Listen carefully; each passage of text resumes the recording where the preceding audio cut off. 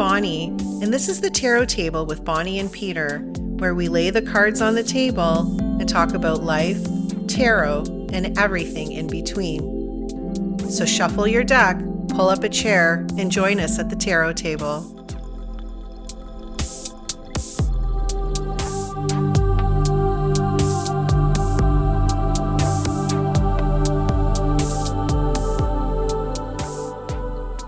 Welcome to the Tarot Table with Bonnie and Peter. I'm Bonnie, and this is episode 9.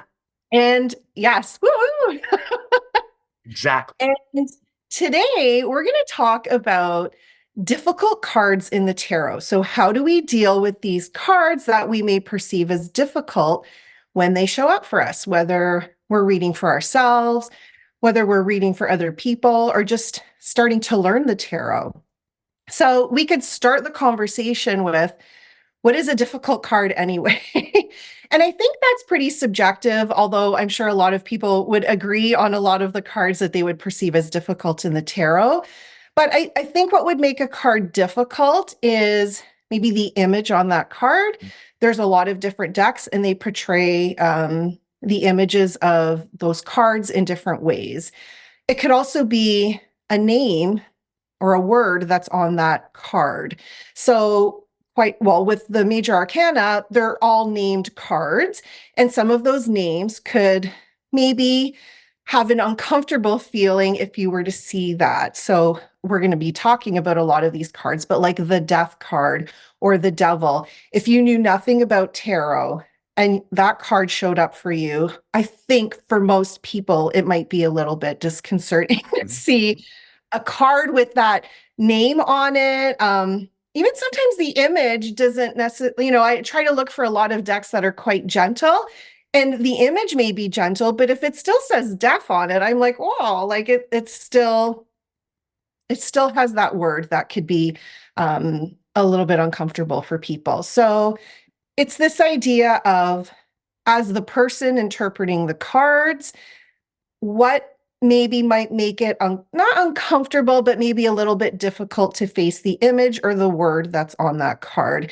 And again, it's all subjective as to how you view that card, but also in combination with maybe traditional meanings of that card.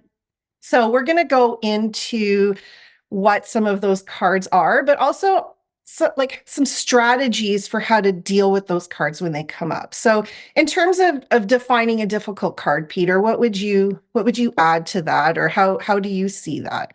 Yeah, well, I mean, you did a great job of talking about what I think is the general subjectivity of difficult cards. And it is, I think, primarily those two things, the image and the name. The only thing I would add would be, because the cards, especially the major arcana cards, are archetypal, they have a universal meaning. So a card, and I would think of the card that you had used the example of, the death card, it wouldn't even have to be called death, and the image might be soft. But if we're using a tarot deck, then we know the card that sits in the 13th position of the major arcana is the death card. And death is a concept that is universal to everyone. It's the thing that none of us get to escape. And it is confronting. So when people encounter that without initially, that it is difficult. And then I think, the other piece is, well, if the idea of the tarot, that all 78 cards represent every facet of life, it can't just be the positive elements of life. That there are times when, if life works in a cyclical of, up, down, and somewhere in the middle, then some of the cards have to represent those down moments in our trajectory from birth to the end, to death.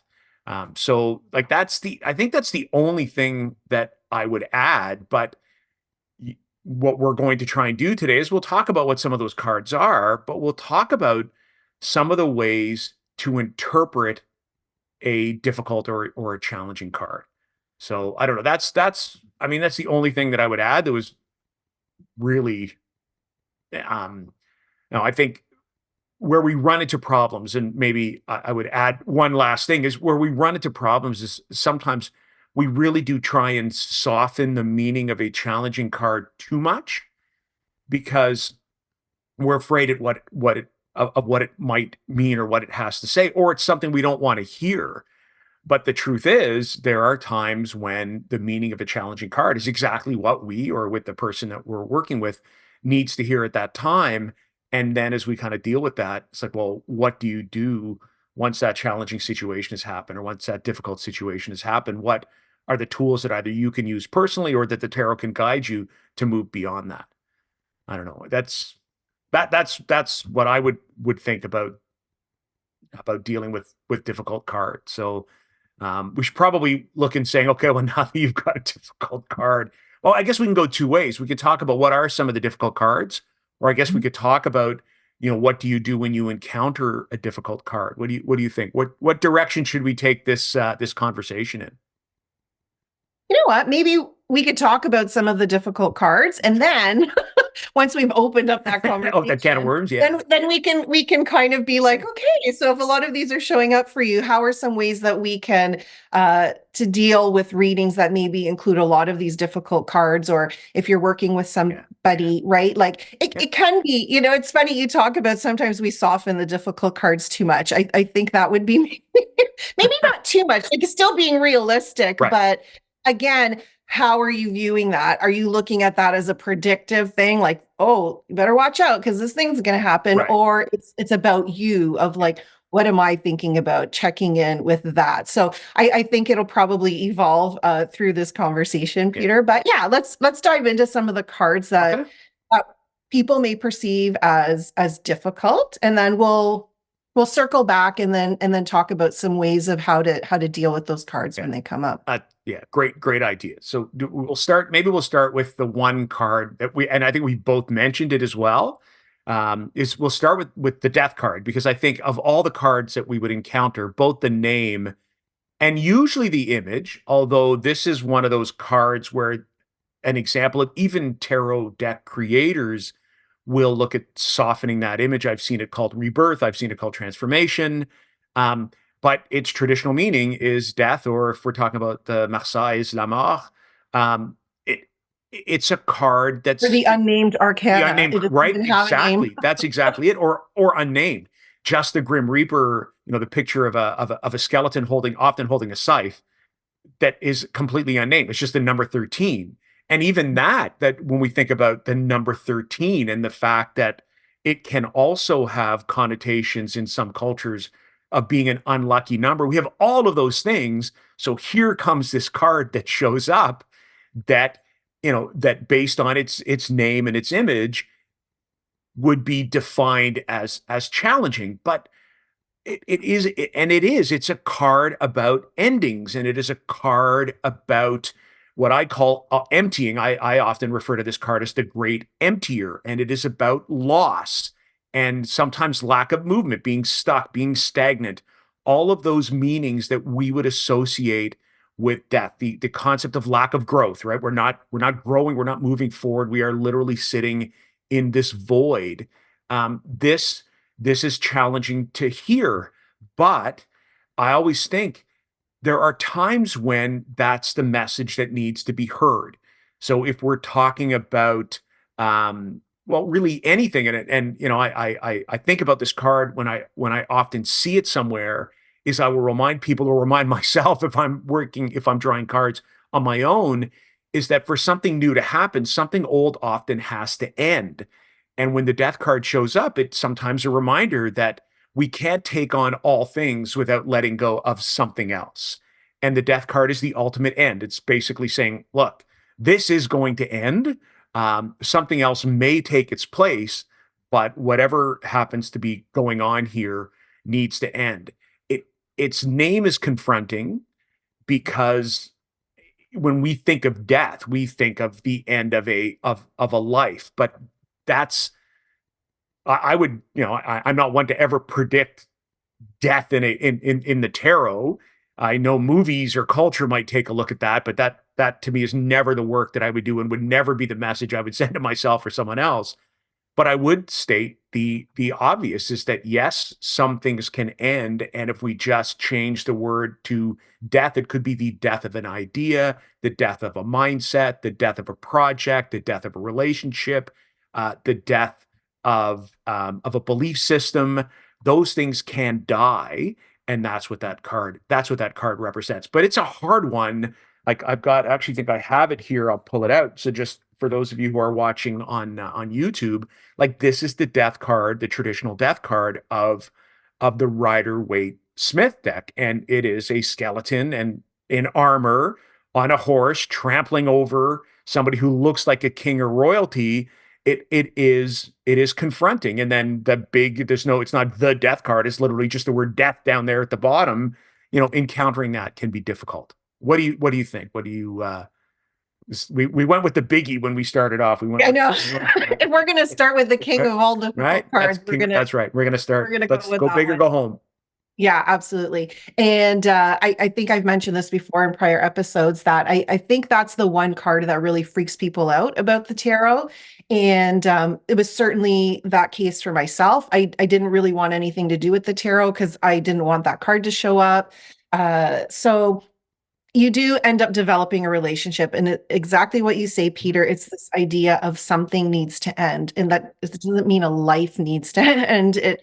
It can be whatever that is for you. So everything that you said, like belief system patterns, Mhm. all of those things, I completely agree with. And the beauty of where that card lies in the tarot, it's not at the end of Right. the hero's journey or the fool's journey. It's in the middle. So it's like that's life. Like life, again, we come back to the cyclical relationship with how Mhm. we deal with life. Endings happen all throughout our life. It's not the end of our life or the end of somebody else's life. If it were, then it would probably be the last card. It'd be like, oh, you're going to go through all Yeah. of this and then you're Right. going to die. Right. But that's not where it sits in that journey. It's always this reminder that things end, but new things begin. It's like winter. Often, things die in the fall and in the winter, and then they're reborn again in the spring. So everything is Mhm. about symbolism. And yeah, when that card comes up, it's a check-in. Like what is something that I'm holding on to? I think I have a tarot deck and I could be totally wrong, but I think the death card is like almost clearing away clutter, Yeah. Yeah. right? It's like that idea of like, oh, you want to buy something new, take something out of your closet That's right. first because Yeah. nothing else is going to fit in there if you want to put something new in. So it could even be like, what do I need to get rid of? Mhm. Like there's a lot of stuff and it's like I need to end my relationship with Yeah. that. So many different ways that we can see that. Yeah. Yeah. That's a So, great example. That idea of the, because it's the ultimate declutterer, isn't it? It's that idea, if we just keep accumulating things and keep starting things, then we end up in that situation of, some of the other difficult cards. I think of things like the Ten of Swords or the Ten of Wands, where we have too much and we haven't been able to let things go. yeah, Um, it's about release and letting go, right? Like what do we keep holding on to that's holding us back? yeah. So Somebody had once mentioned to me that even a card like the Ten of Cups, for example, that it can often be seen as that happily ever after card in love and in a relationship. Well, they were like, well, but you understand, right, that a happily ever after relationship actually ends in death, because that concept of till death do us part, which is sort of the traditional language of, of a Ten of Cups sort of sentiment, has to end that way. Because usually with, if it's a traditional two-person relationship, someone, because we're all going to find ourselves there, someone dies. And I was like, wow, that's a really interesting reframe of that concept, that even the Ten of Cups moment, if we're looking at that from a relationship, actually has to end with card 13 of the major arcana. I'm like, all right, well, it's an interesting way to kind of reframe that. So I don't know. That's yeah, and I love that you said that, and it brings up something else that I think about with the death card, right? It can often mean the fear of unknown, of the unknown, right. right? And I think ultimately that's why we fear death, right? Even if we have really Mhm. strong beliefs in our faith that life will continue, like I Yeah. definitely believe in that. I don't believe that it's like The end I'm is never the going end. to Yeah. exist again. But it is this idea of like, oh, how am I going to, like, it's this fear of what's going to happen to me when I'm no longer Right. here. So, and quite often in life, we're afraid to let go of something because we're fearing what's going to happen if I don't have that anymore, or, like I'm entering this territory. So we can also see it as that fearing something, right? That hasn't happened yet. We're fearing the unknown. Yeah. It's So really, really good point. Really good point. Should we could probably we could have done an episode on this card um, alone, right? I was thinking Yeah. But we should probably look at we should some of probably the move on. move on to other challenging cards. Um, Yes. all right. So, do we want to tackle the devil? Sure. Yeah, we could. Yeah, yeah. I'll. Yes, by all means. Okay, so I'll give you my 2 cents on the Okay. devil. Yeah. So, of course, so this card is also when I see it, it's like, oh, okay, the devil. And often well, not often, every time I read for somebody who I don't know, even if I know them and it's my first time doing a reading for them, these two cards are primarily the cards that I bring up before we even start a reading. And then I give um whoever I'm reading for the opportunity for me to read with a deck that doesn't have the devil or doesn't have the Right. death card if that's going to be too upsetting. So this is another card that can bring up a lot. And everybody has always said, no, it's fine. Leave it in. Mhm. just to put that out there. But again, the devil, right? It like the devil shows up and it's like, oh my God, like what does that mean? But if we think of the archetype, that Right. symbolism of the devil, it's like um something that we're not happy with something. Mhm. Uh, it's like a part of ourselves that, like quite often the devil is about like obsessing about something or Right. like severe materialism Yeah. or even addiction, some of those things. But I often look at that as like the shadow side of me. Like, what am I afraid to look at? Like, I don't want to look at the devil. Like, I don't ever want to meet that guy. So what am I afraid to look at for Mhm. myself? What do I feel bound to? Right. Because quite often in traditional tarot decks, the devil is like, two people are, strung to the devil Right. somehow, but whatever it is that's binding them to the devil is big enough that they could take off. So it's this idea of he's not keeping you there. Right. You have the ability to get out of that pattern. So for me, it's like, what patterns am I holding on to? What belief systems do I have? Kind of like, the death card is kind of like being able to release that. And the devil's like, okay, like let's get into this a little bit more. Like, really, what's keeping you here?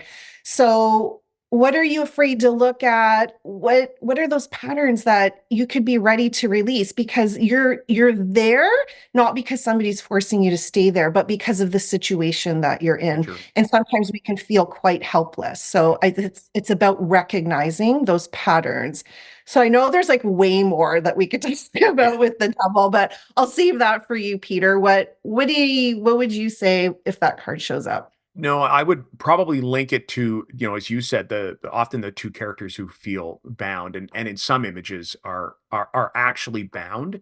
I think of the card in the Gaian Tarot, which is one that I've shared before. The card itself is actually called Bindweed, so it really does refer to that concept of being bound. But then, of course, as somebody who's familiar with the Rider-Waite-Smith, I think about the almost mirror card of the Devil, which is the Lover's card, and the Lover's card looks very much like the or the Lover's card and the Devil's card are quite parallel. There's an angel standing behind the two people. There's a devil standing behind the two people in the Devil's card. The Lover's card is often about choice, and then the Devil's card is often about feeling like we have no choice. So I would remind people that the choice that existed in the Lovers still exists in the Devil, and that the binds, if they exist at all, are quite loose. It'd be the same kind of advice I would give if the Eight of Swords showed up when it looks like somebody is surrounded by a circle of swords, and it's like they're actually not surrounded. There's an opening if you look for it. The concept Mhm. of being bound by something actually is a mental construct. The only other thing is, and this is where I'm sometimes of two minds with the Devil card because it is a challenging card to see from its image and from its meaning. But there are times when that's exactly what people need. So the concept of excess and materialism when we were talking preparation, for this episode, I talked about the Cookie Monster being an excellent example of what the devil is. The Cookie Monster has an obsession with cookies. It's give me cookie, cookie, more cookie. That's a devil mindset. That is I'm not looking for enough. I am looking for everything I can possibly consume. And there are times when we have situations where that's what we need to do to kind of move through a particular situation. The risk we run is that's also the land of things like addiction and affliction and obsession. That's the dark kind of shadow side of the devil. But the light side, if the devil has one, is that there are times when that play with obsession, that idea of materialism might be what's needed in that time and in that space. So and I know I call the devil being it's part of the big five, which are the five cards of the Rider-Waite-Smith that actually have that black background. And it's the first that shows up because it's the first of the two major arcanas that have the black background. And there are three minor cards that have it as well. So I think it's perception, the archetype of the devil, and then the image of the card in a lot of decks can really present people with the idea that it's challenging. But it's not. I think it's situational as to when the devil presents itself as challenging as all cards are. And Yeah. yeah, and it has that Christian archetype that's attached to it as well, where the concept of the devil is almost the absence of any good. So it's almost that idea of pure evil that sits in there. That's not quite how the archetype presents itself in the tarot, but it's definitely how someone may perceive it when they take a look at the card. So it can be confronting, and that's Mhm. where working with yourself or working with someone else to work through, well, what does that archetype look like? What might the different interpretations of that image might be? And then recognizing that, oh my goodness, that concept of give me more, might be exactly what's needed. And I think about the idea of, when people talk about the concept of retail therapy, when, they've had an issue and they're like, you know what, I just need Come to home go with shopping spree. shopping bags, That's the devil, right? That concept of the devil of saying, okay, you know what, Rodeo Drive and scrolling social media right, for there you hours, go. Right. right? I need that. I just need that Yeah. So obsession. that idea of like temptation or like whatever the devil's going to give you is going to make you feel better kind of thing, right? Like all those things that we can associate with that. Yeah. And although sometimes these cards, when they show up, my initial reaction is like, but then I go a Yeah. little deeper. And sometimes with the devil, I see freedom. Because again, it's Sure. like, Bonnie, what's trapped? Like, Yeah. what do you feel like you're bound to right now? Be free. Be free. Like, you don't have to stay there. So, that's my softening side of the card, but Yeah. it really can be liberation and freedom from those things that make us feel like we're in prison or in Yeah. hell or Yeah. Exactly. And it's funny because that concept almost leads me to think about what I would say is the next challenging card, especially in the major arcana, is the idea of the tower. The tower can be a card, but if you think about that idea of, well, what's holding you back, then the tower card is, well, let's smash that to bits so that it doesn't hold you back anymore. And I had alluded to the idea. So the tower is card 16 in the major arcana, comes immediately after the devil card. And I had alluded to when we were talking beforehand, prior to hitting record here, was the devil is about completely overflowing your goblet with stuff. It's like, if it's the Cookie Monster, then it is taking as many cookies as you can in the cookie jar. And the tower is smashing the cookie jar to bits so that there are no more cookies left. Even the jar is gone. And again, there are times when that's required. So the idea of that immediate lightning strike, the suddenness of something that is on a shaky foundation to begin with, being destroyed, or the idea that something may not be on a shaky foundation but doesn't serve the people in the tower at this point in time, always better to tear it down and then to work at trying to rebuild something. So that, just to segue, those two cards that come together, card 15, card 16, the devil and the tower, can also represent, challenges. But that tower card, and I think I'd mentioned to you, if I could have found it, I would have worn I have a t-shirt that has the tower card on it. I would have worn it for the podcast today for those of you who are watching. But I didn't. I have one though, because I do think that You'll have that's a. to wear it in I'll have another to wear it. episode, Yeah, Peter. I'm I'll have to. actually quite Yeah, disappointed. I know, and I will. I'll make sure that it's ready and available for a future podcast. But because to me, I think the Tower is actually one of the most misunderstood cards in the tarot. Is that it really does present, along with other cards. So the Tower doesn't mean rebuild, but almost any other card in conjunction with the tarot or with the Tower can give us indications of what it is that needs to follow after we've shaken or after our tower has been shaken down, to its foundation, whether we shake it down or whether circumstance shakes it down. I don't know. I kind of jumped right into the next card.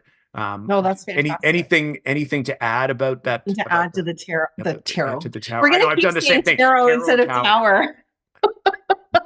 Uh, yeah, a couple of things come up for me with the tower. And again, this is very personal, but when I think of the tower, I think of you're in this place where you feel quite comfortable, but it's going to get to a point where it's almost getting smaller and you're being forced out of whatever that space is.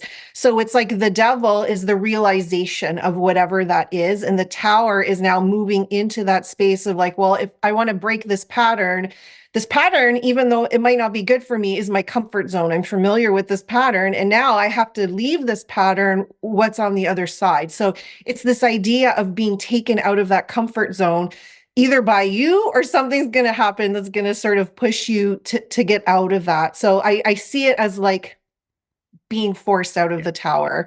I also see it, and I read this recently, and I thought it was such a beautiful interpretation of the tower. I believe it was Alejandro Jodorowsky. Okay. I'm probably pronouncing that wrong, but it's like the tower, is the body, how we live in this physical existence, and then we sort of get, and I could be totally misinterpreting this, but it's like we get hit with this lightning bolt of realization. We're now awakening, right? So it's like we're being forced out of this illusion that we're separate from this other part of ourselves that is not broken. And so I was like, oh, I really love the way that he talks about the tower in the spiritual sense of like awakening to our true self. So that piece of it really spoke to me, and I'm like, oh, I like that. Interesting. For the tower. Yeah, really interesting. So okay, so another one of those cards that can be perceived as challenging, and sometimes the image can be a little bit daunting too, is the Three of Swords. Yes. So now I think we've covered the major arcana cards. I think we've covered the big challenging cards. There'll probably be others that could be challenging in context, but those would be the three biggies: Death, the Devil, and the Tower. So the Tower. Three of Swords, Which I think is a good place to start. Yeah, and actually the tower is questionable because for some people like you and a couple other people we know love the tower. That's right. Yeah, I know. Yeah. But yeah, I'd be more worried if somebody said, "Oh, the Death card. I love the Death card." You're like, I love the Death card. although, it's got an astrological association to Scorpio, and I have more Scorpio in my chart, from an astrological perspective than that's where I've got that more than anything else. So I can understand perhaps the affinity to the Death card, but yes, I'd be like, oh, all right, pretty dark. Being judgy. Oops. Yeah, so the Three of Swords, I get conflicted by this card quite often because again, I don't use the tarot in this predictive fashion. And when that card comes up, a lot of times with the meaning of that card is like heartbreak or sorrow or like an ending of a relationship that somebody has done something to really hurt you.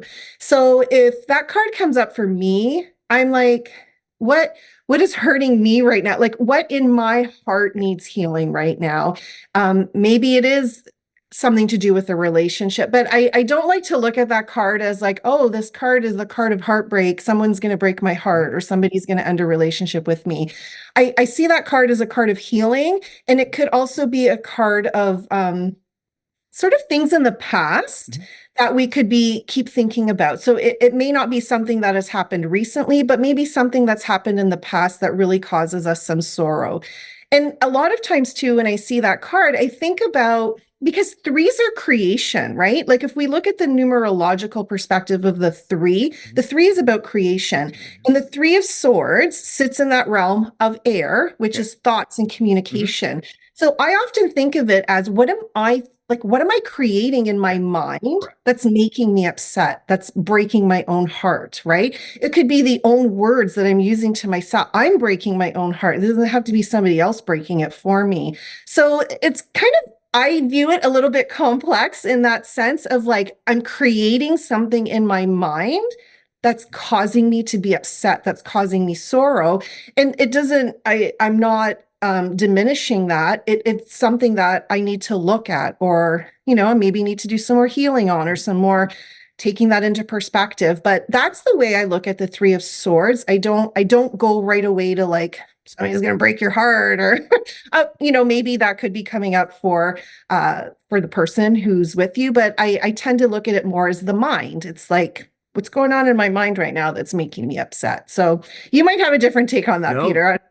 not at all. The way you finished that off, I could have easily said ditto, because that's exactly, and now it's not how I used to look at the Three of Swords. I would have looked at it, and sorrow is a traditional meaning. I think the card in the Thoth deck is actually called sorrow because they're all titled in the minors. Those sorrow, jealousy, that idea of heartbreak, because of the image, it does sit there in the kind of canon of the meaning of that card. But like you, I had a hard time reconciling the idea of heartbreak with the Three of Swords, because swords have nothing to do with emotions and have everything to do with our words and our thoughts and our ideas.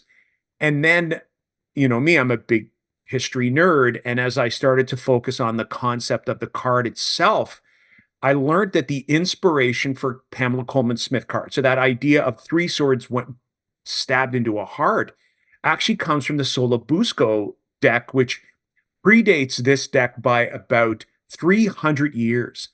And for anybody who's watching or listening, then I would strongly urge you to go and put Three of Swords, Solobusca deck, tarot, and look at the image.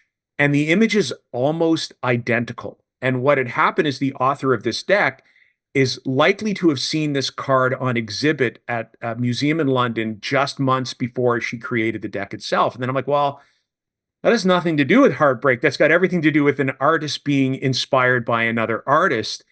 And then I started to sort of reconcile the idea that it is an idea, exactly as you mentioned. Three is about creation and creativity, and swords about the mind and our thoughts. If it is the idea of heartbreak, if it is the idea of sorrow or jealousy, how are we creating that narrative?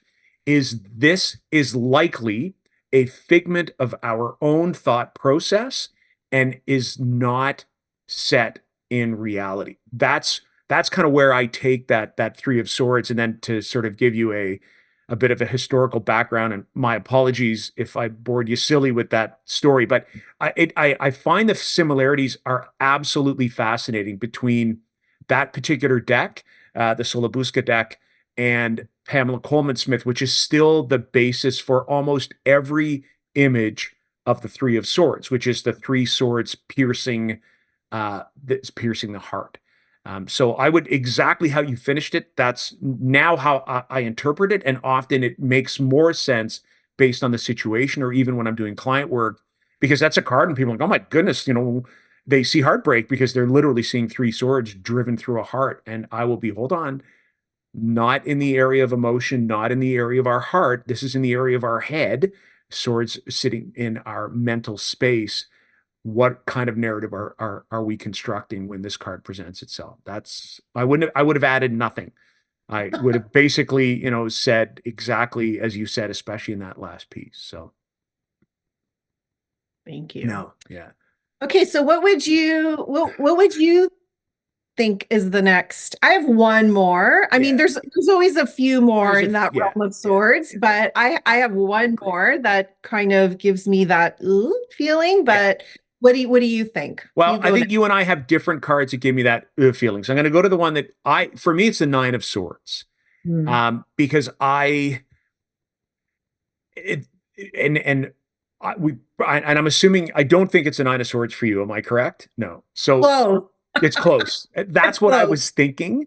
Yeah. Because I have a different, for the one that you're going to talk about, I approach it a little bit differently. But that nine of swords, because it really is an image of somebody, the traditional image is somebody sitting up in bed, their hands are buried, or their face is buried into their hands, and there are nine swords suspended over their bed. So it's often about anxiety. Nightmares is often the word that's used for that.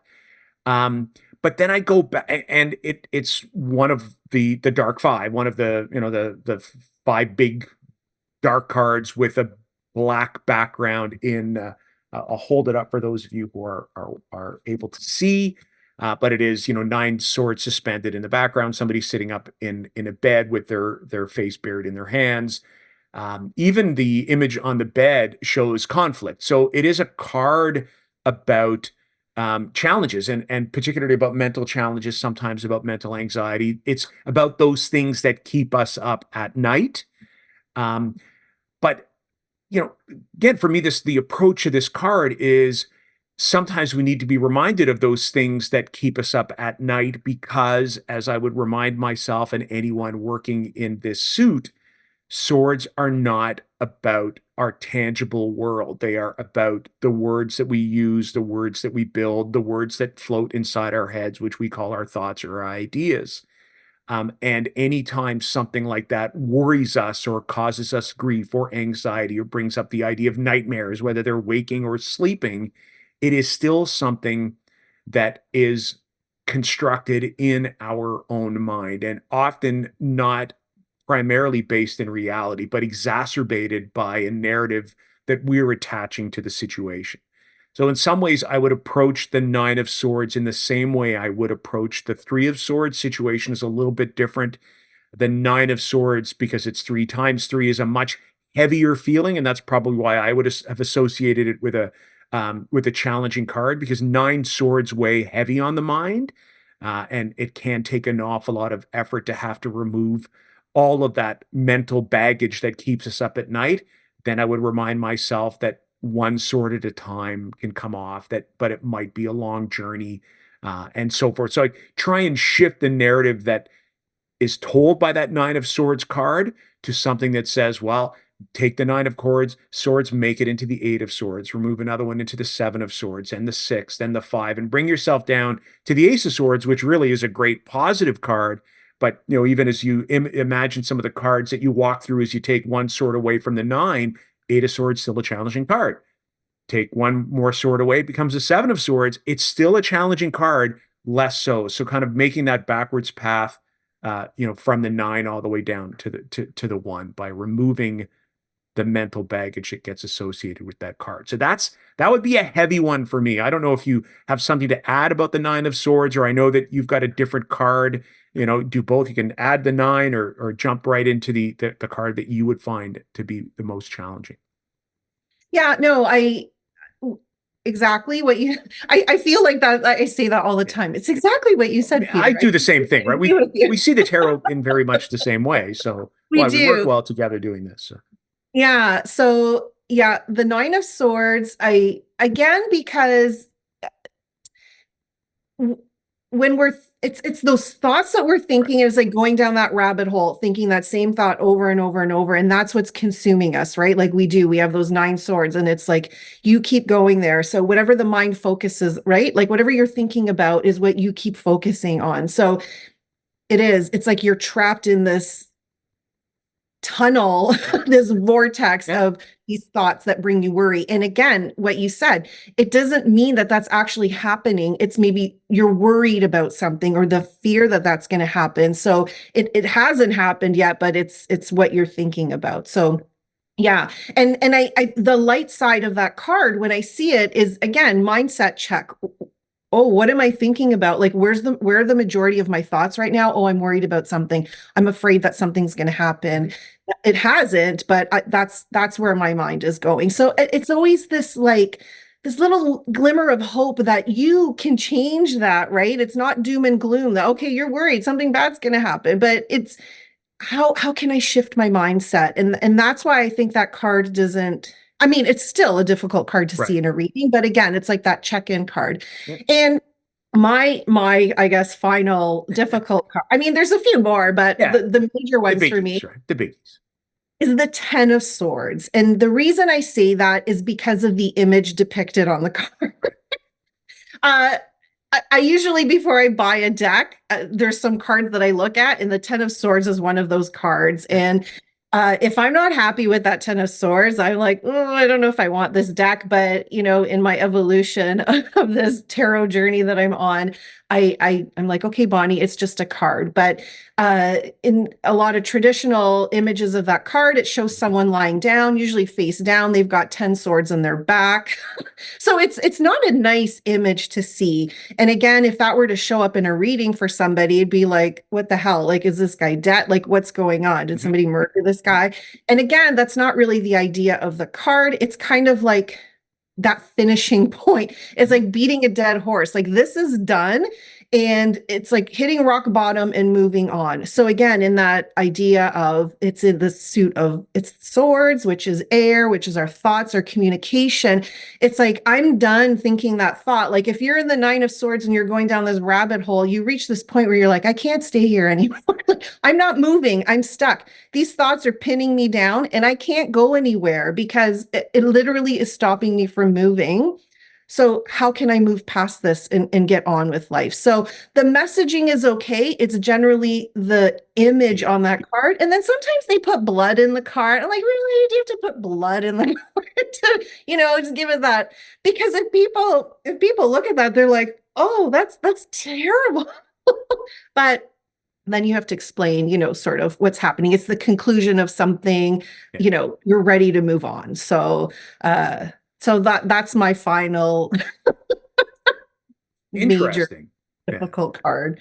Yeah.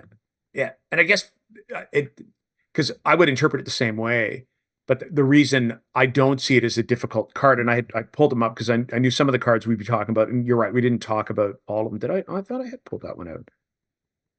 Oh, maybe I did not. Maybe I did not. Nonetheless, yeah, oh yes, I did, because it's one of the dark cards, right? The idea of, because for me, I'm like, really? Really? 10 swords in the back? And for some, blood flowing, like, come on now. To me, I guess there's almost an overwhelming ridiculousness to this card that it's you really needed to drive 10 swords into someone's back. If the idea was to kill the person, one sword would have done it, maybe two, but 10? So I think there's almost an over the top exaggeration with this card that for me almost softens its meaning right away. Because it's that concept of being pinned down, but it's almost immediately that idea of, well, what's next? Mhm. I'm a huge fan of the drama, The West Wing, which was, huge with Martin Sheen and, some other people. And his big line as President Bartlett was, what's next? And to me, I always think it was almost always after an excessive, massive, 10 of swords moment. You're the president of a huge country. You are dealing with major challenges and major problems, and you kind of brush aside, all right, dealt with it, done what I can, let's move on. And that's what I think the 10 of swords brings. It's like, okay, this is almost an exaggerated ending. We're done now. 10 swords in our back. Let's move on. So that I guess to me is why it's not as challenging. But this is the other thing, and we said there may be other cards. So I want to make sure that people understand that when you're looking through a deck, because like you, the Ten of Swords is one I go to, but I guess I want to see that the artist has kept that exaggerated, over the top feeling of the 10. So we're looking at the same card probably for two different reasons. But you might find things like the fives. And I think often in a tarot deck, all the fives represent some kind of a challenge because that is often where our challenge sits. Five is kind of in the middle of our narrative. It's often where we're encountering our biggest challenge. So some of those five cards might be difficult. The binding that exists, whether it's the eyes in the Two of Swords or whether it's well, sometimes the eye, sometimes the hand, sometimes both in the Eight of Swords might also present a challenge. So for those of you who are watching or listening, one of the things to do as you become familiar with your deck is to try and identify those cards that are confronting or challenging to you right away. And think about why they might be. Is it the name? So if you're dealing with a card like the Toth or the Toth or a Toth inspired deck where every card is named, might it be the name or title that's associated to a card that's causing you challenge? Might it be the image? Might it be a combination of those two? And then what I would say is be okay with that. Be understand that that is your initial response to the card, and then would encourage you to try and move through that or beyond that by looking for other possible interpretations that might widen the scope of what that card means. I don't know. Bonnie, what do you think about that? Because we really could have gone through probably a dozen more cards and had some element of challenge that would have presented themselves in some of the cards. For sure. And I think the beauty of tarot and cards in general is there's always a sunny side to a card and like a shadow side to the card. Yeah. So even if you have a positive card, there can be elements of that card that may not be so positive. And we're just bringing up those cards that, you know, um, in general Yeah. bring up sort of those difficult things. So, but there are positive sides to those cards as Right. well. And I think that when we're reading for ourselves, reading for other people, if you're a little bit nervous to read those difficult cards, then see where that can be a little bit softer for you because you don't want to be afraid to pull those cards and then you're not using the tarot. If you're Yeah. drawn to using the tarot, but those cards are intimidating, then try to develop a relationship with those Mhm. cards and maybe see if you can adapt a softer meaning, if that means that if that's going to help you in your practice. I think, again, that's how I had to approach the tarot for me in order for me to use it. And that helped me. And then that broadened my awareness. And before I was always looking for really gentle decks because I didn't want to see those images. And now I'm like, bring on the shadow decks. Like I'm ready. So I'm looking at decks that are, those images are really shocking to me, but I think I'm at a point now where I'm ready to look at that. I've dealt with some of those fears that I had. So just don't allow that to not deepen your practice. And something I read this, Sasha Graham actually said this, and I think she put it in a book somewhere where if she's doing readings, or I guess in the past, if you're like at an event and you're reading for a lot of people and you don't necessarily know them, she would take some of those difficult cards out of the deck. So if you don't feel comfortable reading the death card or reading the devil card, there's absolutely nothing wrong with you taking it out of the deck and doing a reading without those cards in the deck. And I never thought about doing that because then I'm like, oh, well, but you're missing cards. But there's lots of other cards that have similar meanings that don't have such jarring words or images Right. on them. So I thought that was really smart because again, you can still use the tarot and maybe take out some of those cards that maybe you don't want to present that to a stranger or even little kids or something like that, right? Like you don't want to pull something that could be a little bit hard for them to see. So that might be a little bit of advice. I don't know what you think about that, Peter. Yeah, I mean, look, I think that in the end, people are going to do whatever, as we've said that, and people are going to get tired of hearing it. I've always say you do you, right? The idea of working with the tarot in whatever way is comfortable for you, and I think becoming comfortable with some of those perceived challenging cards takes some time. And I would probably look at talking a little bit. I think we would be irresponsible is maybe too strong a word, but I'm hoping what we can do is give people some strategies on what you can do if you have a difficult card that either you turn over for yourself or that, if you are working with others, whether it's friends or clients, or family, what might you do? And I would always think, you can try and present the positive options, or as you said, the light side of a card, because they all do. They all have something that would make a card, and by light, I mean light versus shadow. So there's always an aspect of a card that presents itself in a more positive way, and there are aspects of a card that present itself in a more negative way.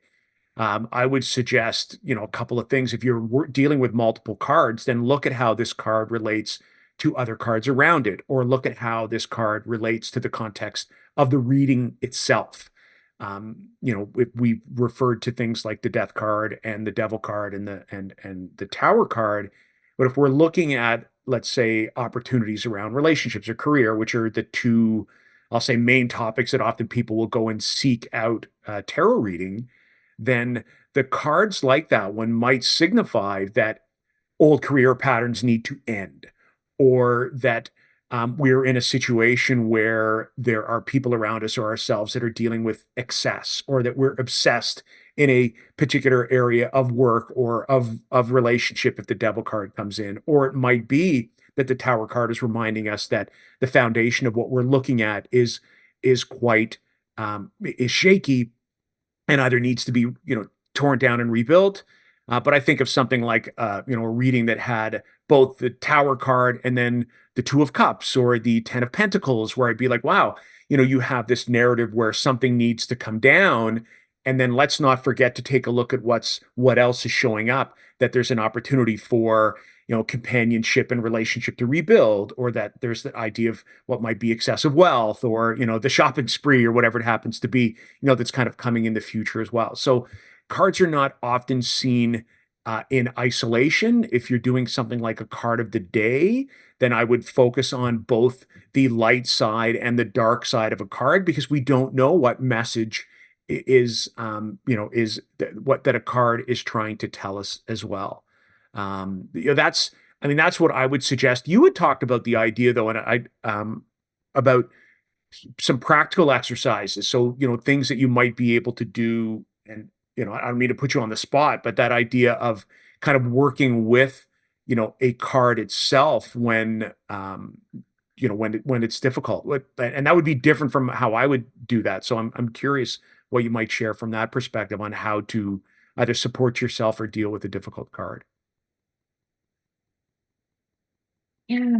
Um, I when a difficult card comes up for me, I always reflect on me and what's going on with me. And I find that I learn so much more about myself when those difficult cards show up. Because sometimes if it's a positive card, I'm like, oh, okay, yeah, great. Everything is good, right? It's kind of like, oh, I don't need to do anything different because everything is going fine. And then a difficult one shows up and I'm like, oh, okay, right. I get it. Or subconsciously, I'm like, oh, I didn't think I kept thinking about that thing, but maybe I am. So really seeing that card in a way that can help you to move on as opposed to make you feel powerless, right? The whole point of doing this is to make you feel like you have choice and you can take action to improve the situation. So that's how I would see a card, I guess. A difficult card. Is that what you were referring to? Did I answer? Just because you do such a good job of turning it into that personal experiences and working with the card, and it not becoming the focus of the card, but the focus of yourself, and then looking at the card through you. So, thank you for that. Whereas, I have a tendency to focus on the card and then not forget that I or the person I'm working with have agency, because I think that's critical. But you sometimes get so caught up on the card and the meaning itself that you forget that it really is only one small facet, or one small element of what's happening to you or to the person you're working with, and that some of that is kind of moving through it, or moving through it, and then even moving beyond it.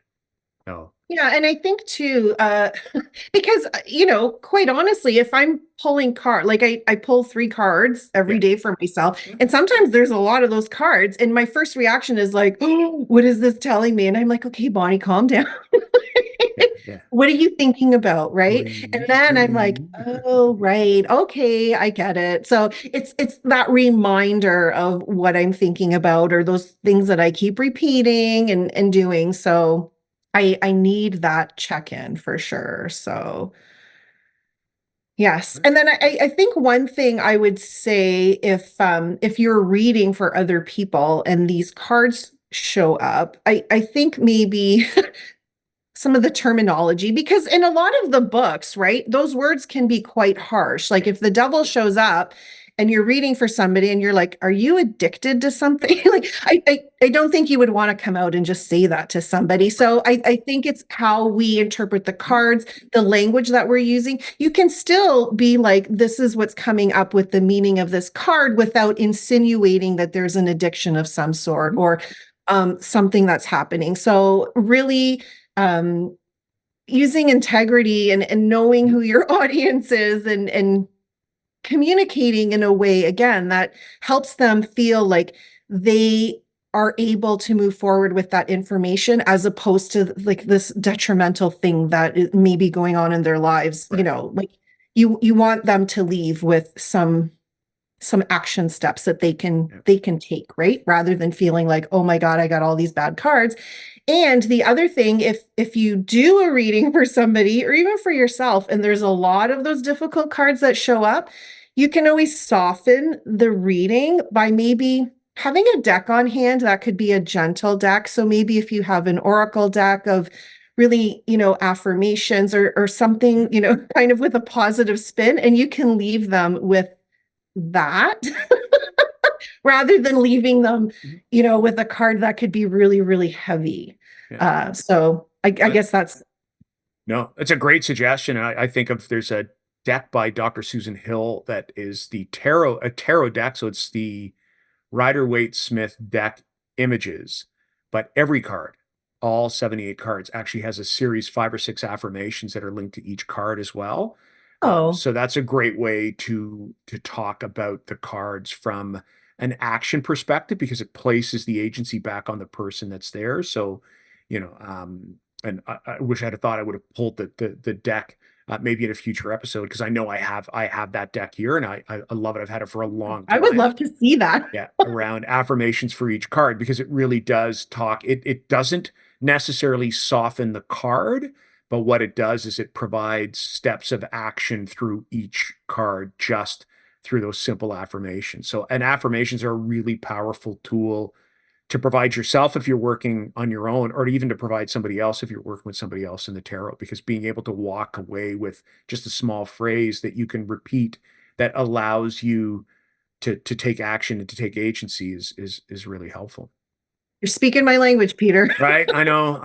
That's my jam. I Intentions will and I will affirmations. find the deck. I'll find the deck and I'll bring it to a future episode. So speaking Awesome. of decks, should we do our deck draw now? Are we to that point? We are. I think we've covered all the Covered bases. everything?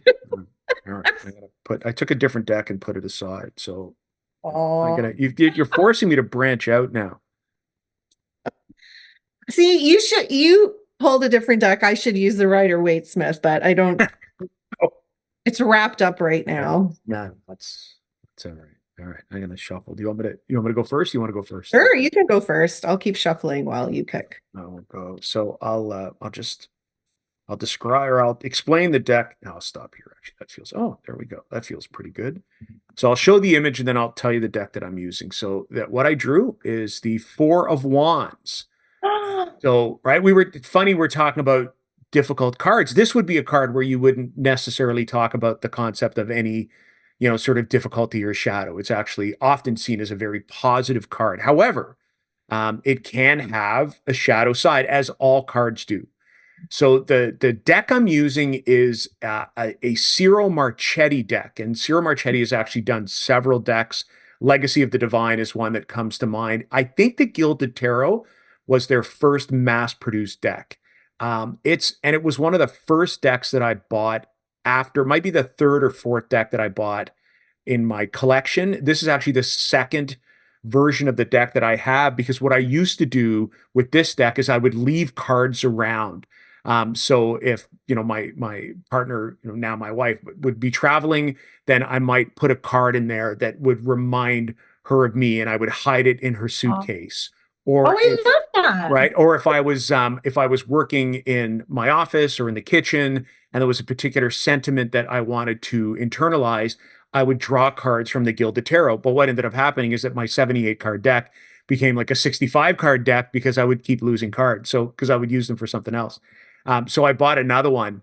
It is a beautiful deck. I think it's computer generated. Anyways, I don't want to go into the deck if you're looking for deck. It's pretty easy to find. I think it's still pretty well mass produced, and it's called the Gilded Tarot. So I drew the Four of Wands, which is, people in this particular deck, three people with a couple of rabbits, in a very lush meadow with four wands that also have very kind of lush growth at the top. And I always think, the phrase I would use for the Four of Wands is where passion meets stability, because we have the concept of passion that sits inside fire, feet, movement that sits inside the wands, and we have that concept of stability that sits inside of the four.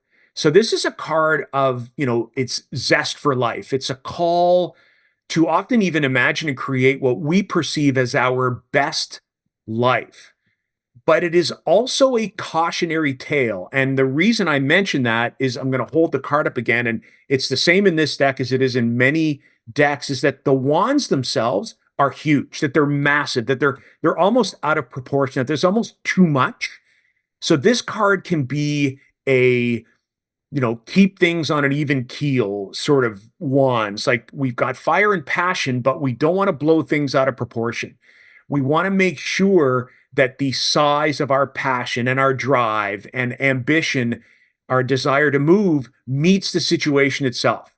That it can be, it can be a great card as a reminder so that, passion and stability match each other. But again, it might be a card to check for that exaggeration. So I see it as a calling to almost imagine our best life and to imagine the practical, stable path fours towards that best life. So it's like the action plan, action being wands, plan being four, and to imagine what will take you there, knowing that it really does require just the right balance to make this image a reality. And it might also be, if we talk about the idea shadow side, it might be, this is a really lovely card, but it might be a reminder that we're putting, too much drive, too much passion. We are blowing things out of proportion. We're making this situation into this idyllic narrative that it might not quite be yet, that it might be that for,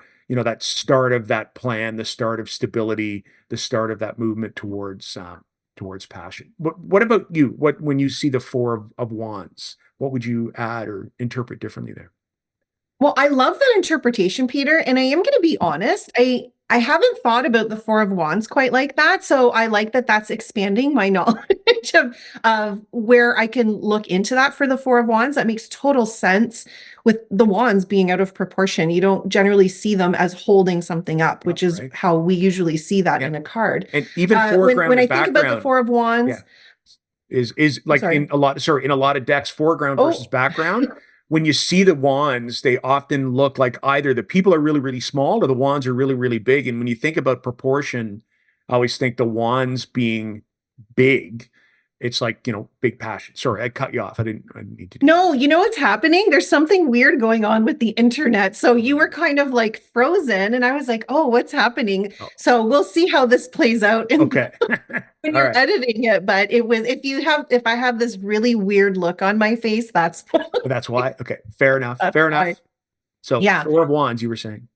Yeah, I do I agree that it's like stability, something that you're passionate about, something that you're creating, but I also look at that as a time for celebration. And Mhm. often when we're in this journey, right? Like we're doing something that we really love. If we think about the 3 of Wands before that, it's like this opportunity, we've done these plans, we're Mhm. ready.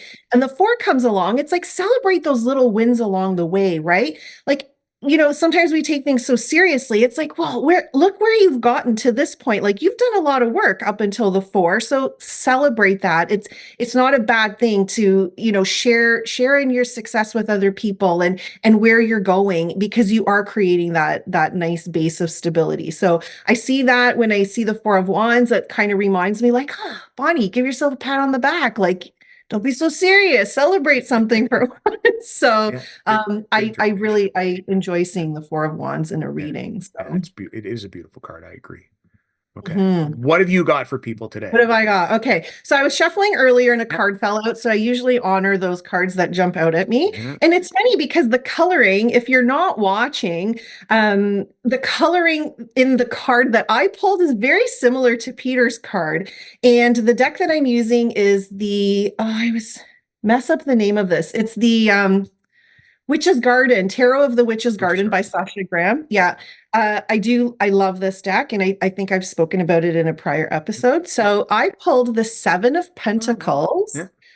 So there's lots of greens and oranges in this card, which were very similar to the colors in Peter's card. Yeah. So we have a woman who's standing in a garden, and there's some pumpkins, which I love pumpkin. And there's, pentacles sort of in a tree, and she's actually got some tarot cards laid out in front of her. So I love that image.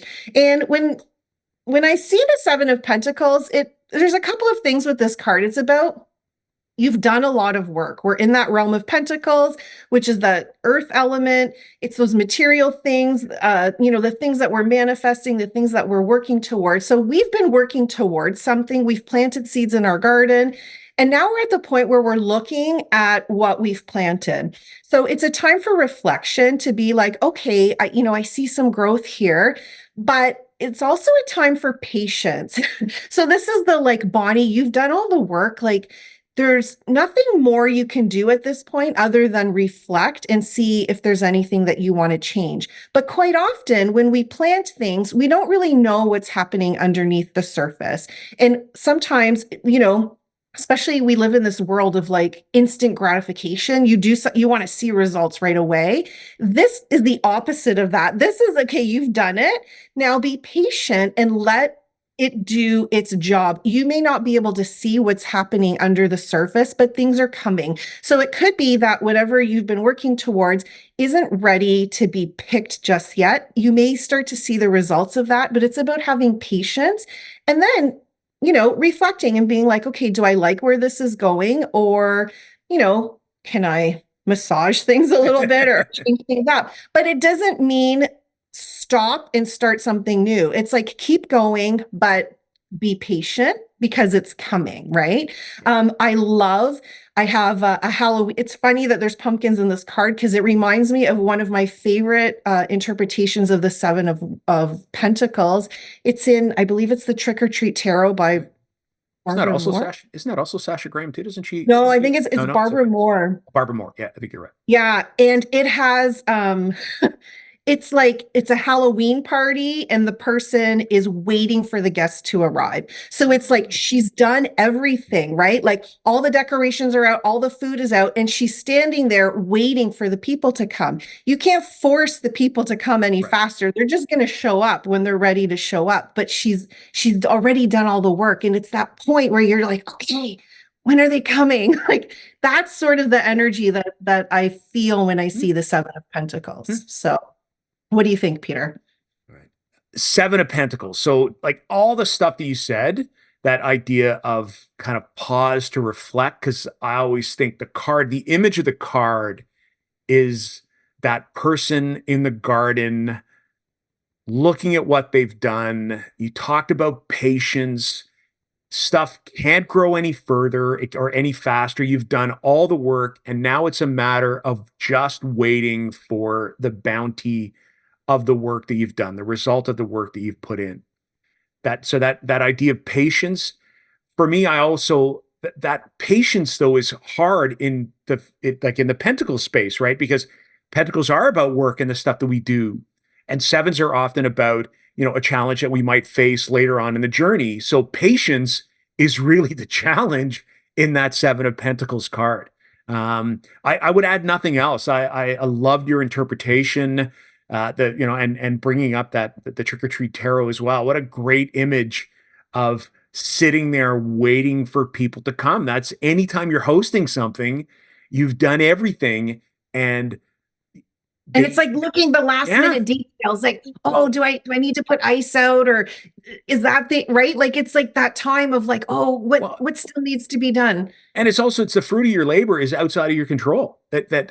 It's going to take whatever path that it takes, and that's what the Seven of Pentacles says. It's celebrate the fact that you've actually done this amount of work. There is still a small amount of work that needs to be done, but the bulk of it is done. And in all likelihood, the outcome that you're looking for is going to happen because of all the work that you put in, prior to that moment of pause. So we actually drew two cards that are when we talk for an episode where we're talking about challenging cards, even the I fact thought that, for sure we right, were going to pull one of them. right, I thought, okay, well, here we go. One of us is going to pull the tower, the other one's going to pull, the ten of swords. But nope, the tarot had other plans for us. Yeah. Speaking of plans with the tarot, where could people find you if their plan was to either work with you or learn more from you in the tarot or any other area? You can find me on my website, which is breathewithbonnie.com. That will be in the show notes. So you can see all the services that I offer, anything. This past weekend was the International Day of Yoga. So I put out a free meditation for Mm. that. So if you go on my website, if you'd like to sign up for my newsletter, then I'll always keep you updated on any freebies or classes that I'm offering. So that's the best place to find me. I'm also on Instagram at Breathe with Bonnie. So how about you, Peter? How can we find you? You can always find me, I'll say on the social, so Instagram and Facebook at Peter White Tarot. My website, peterwhitetarot.com. It will be getting a facelift over the next little while, though. It's looking tired for me. And the one thing I might point out, if I will have just probably completed lesson one, maybe lesson two, depending on if you're listening to this after we drop it, of my third course in the Learn the Tarot series, which is all about the major arcana, and we'll really take a very deep dive into all the cards, including the three kind of challenging cards that we talked about today. So I'd invite you to go and check that out. I will also leave the link to that particular course in the show notes. So, And I'm looking forward to that course, Peter. So I'll be one of your students. yay, excellent. I'm happy to have you in the course. Anybody else who wants to join us as well, happy to see you in the course. And on that note, want to thank you so much for taking the time to spend, an hour or so with Bonnie and I at the tarot table. We will see you next time. So long, everyone.